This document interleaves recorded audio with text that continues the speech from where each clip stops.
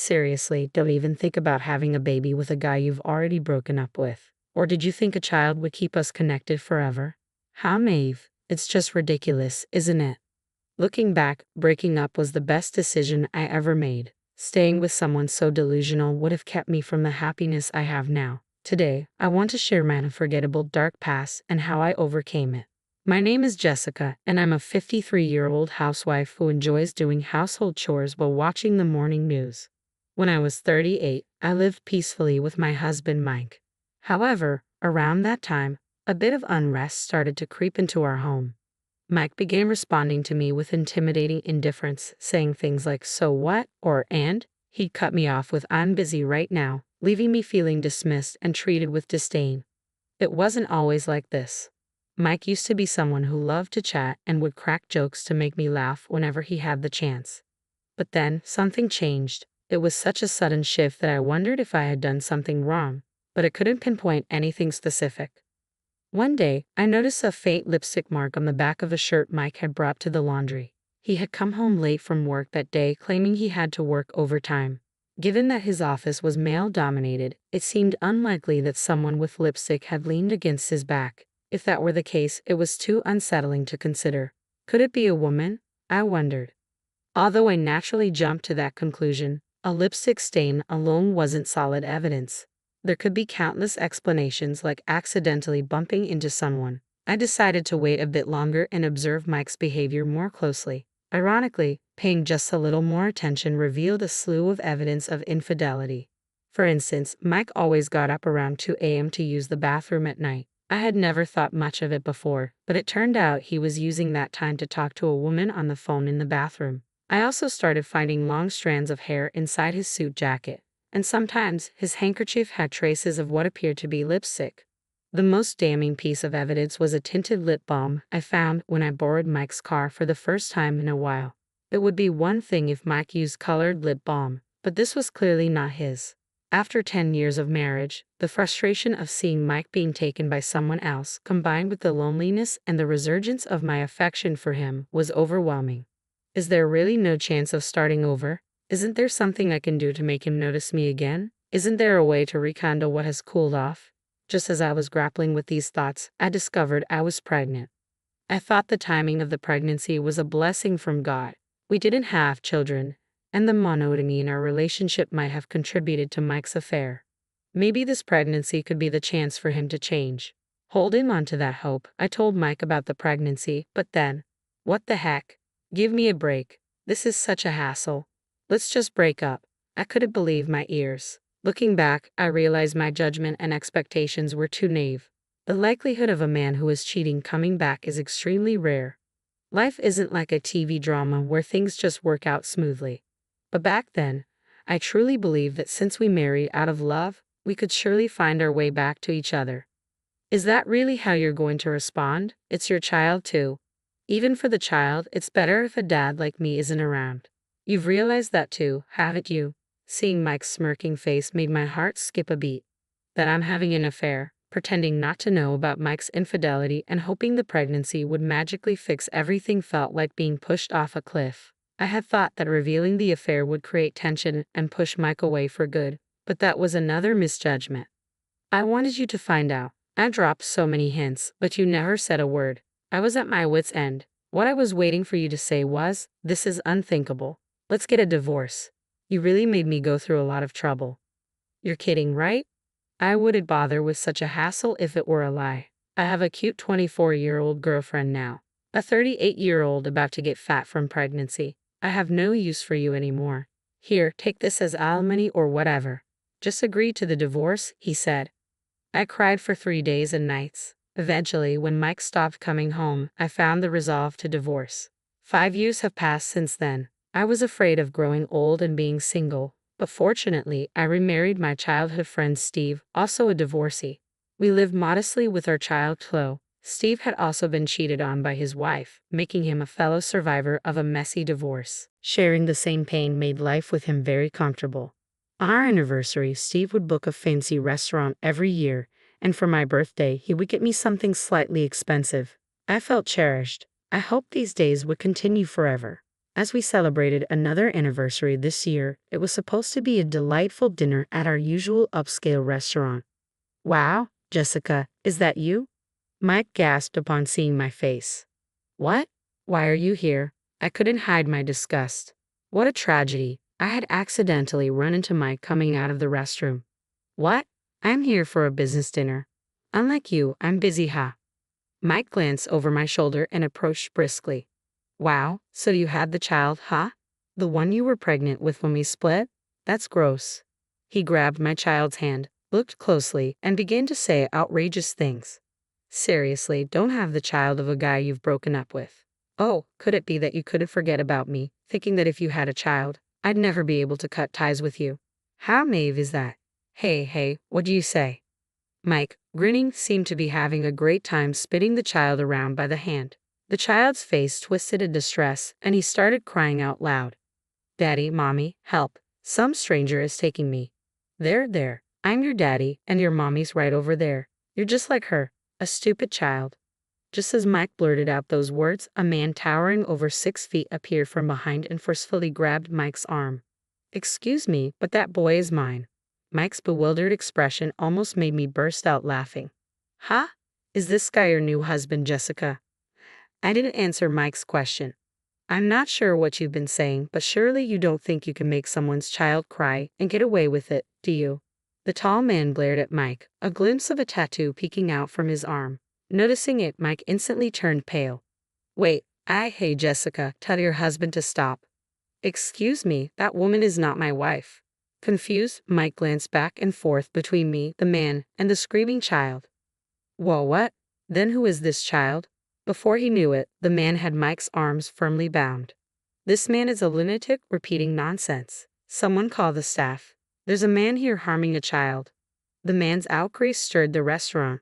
What a day this turned out to be on such an important anniversary, I thought to myself with a smirk. It certainly became a memorable day, although unexpectedly. Waiter, over here. I saw this man forcibly grabbing a child's arm. I called out. My words left Mike gaping in shock. Wait, Jessica, what? What's going on? Seriously, I don't understand what's happening. As Mike frantically protested, I said, I am not that man's wife, and that child is neither mine nor yours. But he was right behind you. You were blocking the narrow passage to the restroom entrance, standing there like a post, preventing the boy from entering. He was simply following his father to the restroom, and you obstructed him. What? Really? Mike's face fell as he realized the gravity of his mistake. You might want to make people the butt of your jokes, but you should be careful about jumping to conclusions. Why don't you look around a bit more? Shut up. I don't need to be lectured by you. Indeed, my valuable words probably wouldn't reach someone like you. I'm not suspicious. Well, any man who approaches an unknown child, grabs their arm, and then uses baby talk like I'm your daddy is undoubtedly suspicious no matter how you look at it. But that was. And then you tell the woman in front of you, Mommy is right there, isn't she? Are you still under the impression that we're married? As I said this with a smirk, Mike turned red with anger and shouted, Don't mess with me. But the louder Mike's voice, the tighter the grip of the man holding him. Ow. Hey, man, back off. I'm innocent. Innocent. It's undeniable that you made my son cry, isn't it? But that was a misunderstanding. I quickly interjected. It's a fact that you misunderstood and grabbed someone else's son. Mike glared at me and said, You jerk. Yikes, getting glared at by a suspicious person. How scary, I responded sarcastically, feigning fear in my voice. This seemed to irritate Mike even more, and he began to struggle wildly against the man restraining him. Still thinking you and I are a couple, huh? Or could it be you haven't forgotten about me? I taunted, using the same accusation he had thrown at me earlier. Predictably, Mike got angrier, and sensing the danger, the tall man quickly pinned him to the floor. If you thought you could escape from me, you're sorely mistaken. While the man might have meant it lightly, the tattoo visible on his arm made the threat seem all too real. Mike must have thought, this might be the end for me today. Come on, Jessica, tell them it's a misunderstanding, Mike pleaded. But dragging someone else's child by the hand isn't just a misunderstanding, I retorted. I thought he was my child, Mike said, his voice breaking like a child's, which made me burst out laughing. You claim he is my child without even acknowledging or paying child support. Did we ever discuss acknowledgement or child support after our divorce? Well, no. But you knew I had no intention of acknowledging, which is why you never contacted me, right? Idiot. I wouldn't just let it go. If I had a child, I'd make sure you acknowledged and paid up one way or another. Then why? That time, the pregnancy test was wrong. I went to the gynecologist, and it turned out I wasn't pregnant, which solidified my decision to divorce.